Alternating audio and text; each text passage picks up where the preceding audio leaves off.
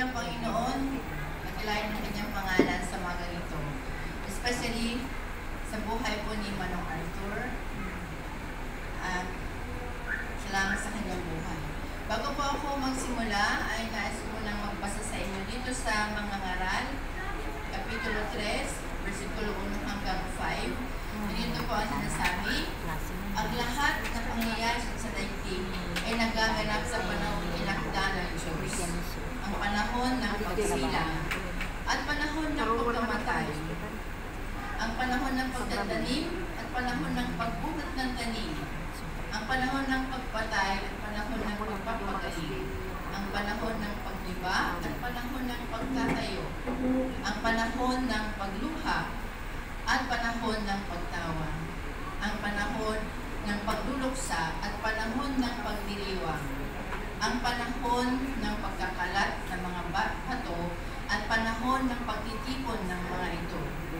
Ang panahon ng pagyayakap at panahon ng paglalayo. Pagpalain ni Lord, hinggalan ng kanyang salita na nabasa sa umaga nito. Hindi po ako magmimisa. Pero nais ko lang po sa inyong pagdating na yung nangyari po kay Manong Arthur ay taktang panahon na ng Panginoon. Sabi, may pagluha, may pag-iyak, mayroong pagsilang niya. Diyan ba yung kanyang kapanganakan at panahon ng kamatayan? Mahirap man tanggapin, pero the fact na lahat tayo ay hahantong dyan. Una-unahan lang yan. Nawa, ang mahalaga ay handa tayo pag tayo naman po ang tinawag. Sapagkat si Manong, I know, though ang kanyang buhay ay ayaw pa niya sana sapagkat lumalaban talaga siya. Kasama kami sa prayer warriors sa simbahang ito. Officers, core officer, mga sundalo, nananalangin para sa kanya na pagalingin siya ng Panginoon, magpakita ng milagro. Pero ang sabi ng Panginoon, tama na, nais ko na siyang makapili. Doon ang pagsasubmit sa buhay niya. Si Manong Arthur po ay assistant for CSM dito sa ating lugar. At 4 years ago na dumating ako, ay nakita ko pa rin yung katangiang taglaya nung nasa Santa Ana ako bilang assistant officer. 2 years po ako doon.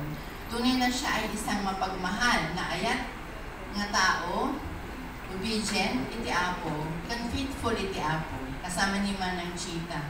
At dahil doon, hindi lang siya faithful, kundi isa rin po isang mabuting ehemplo na sundalo ng ating Panginoon Kristo ng Salvation Army. Kasi mayroong ibang sundalo naman na sila'y naglilingkod, pero sa Salvation Army, siya po isang mabuting sundalo. At sa kanyang pagiging isang mapagmahal, masunurin, at tapat sa ating Panginoon, palagi siyang makipagkakitaan, pag malakas ang katawan niya, lagi siya nagsisimba tuwing linggo. Kasama ni Manang Chita, kasama ng mga anak nila, especially si Arnie at saka si Reyna, and also si Sonia. At si Abigail na kanilang apo, lagi sila nandito, si Gwen, kasama, parang gusto niya dirihin yung kanyang mga kawan, pamilya sa simbahan, at nagawa naman yun ni Manong. At siya po ay malapit sa Diyos, tuwing linggo rin. Dalaw silang contest ni CSM mag-testimony. Naguna sila.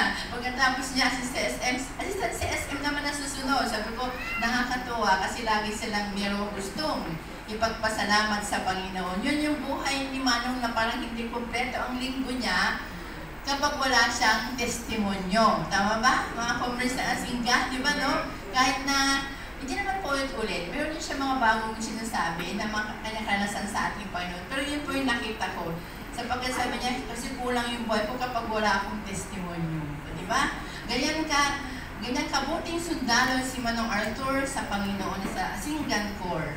Ang kanyang buhay ay nilaan niya talaga sa Panginoon. Bago siya mamatay, ang sabi niya sa akin, sana, nung nag-visit ako kami, sana medyo rumimbaga kon, ag simba akmanan. Sabi ko, win Manong, palubos ti apo, kasi ti apo mimbag ka, makasimbakan tumanan. Win, kay kayat ko, nagmamiss ko ti simbaanan. Sabi niya gano'n. Yung bang yung tao, hindi kadalas mapakinggan ng ganyang salita kapag siya ay malayo sa Panginoon. Pero sapagkat si Manong napakalapit sa Diyos, nababanggit niya yun, even sa kanyang journey of death sa kanyang kamatayan, nababanggit niya yun.